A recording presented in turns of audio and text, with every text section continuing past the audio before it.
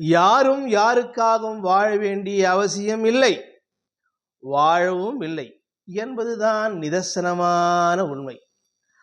இதை கொள்ளாததுதான் மனம் தயக்கம் காட்டுகிறதே தவிர வேறொன்றும் இல்லை. நாம் ஒருவரை ஒருவர் சார்ந்துதான் வாழுகின்றோம் என்பதுதான் சரியாகும். இதற்கிடையில் இருப்பது பந்தபாசம் உறவுகள் எல்லாம், தாய் தந்தை மனைவி மகன் மகள் உறவுகள் எல்லாமே ஏதோ ஒன்றை மற்றவரிடம் எதிர்பார்த்துத்தான் வாழ்க்கையும் ஓட்டுகின்றோம்.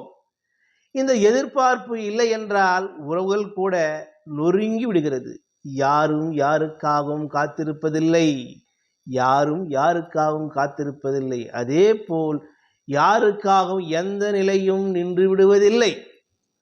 ஒரு புகழ்பெற்ற துறவி, அவருக்கு ஏராளமான சிஷ்யர்கள். அப்படி பழைய சீடன் ஒருவன் குருவை சந்திக்க வந்தான், பரஸ்பர நிமித்தமாக. அப்போது குருவிடம் பேசிக்கொண்டே இருந்தான். என்னவென்றால், நான் உங்களிடம் படித்த தியானத்தை முறையாக பின்பற்றுகிறேன், கவனமாகத்தான் செய்கிறேன்.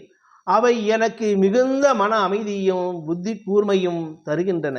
அதை அனுபவபூர்வமாக நான் உணர்கிறேன் என்றான் அந்த சீடன்.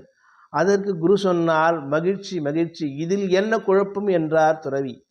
அதற்கு அவன் சொன்னான், நான் தியானத்தில் இல்லாத வேளையில் முழுமையான நல்லவனாக இருக்கிறேனா? நான் தியானத்தில் இல்லாத போது முழுமையான நல்லவனாக இருக்கிறேனா என்ற சந்தேகம் இருக்கிறது.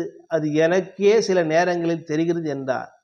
சில நாள்களில் 1, 2 நான் தவறுகள் செய்கிறேன். தியானம் பழகிய ஒருவன் இப்படி செய்வது சரிதானா?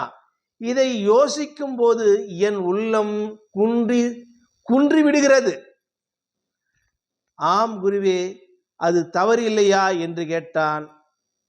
இல்லை, நீ தியானம் செய், நீ தவறும் செய்.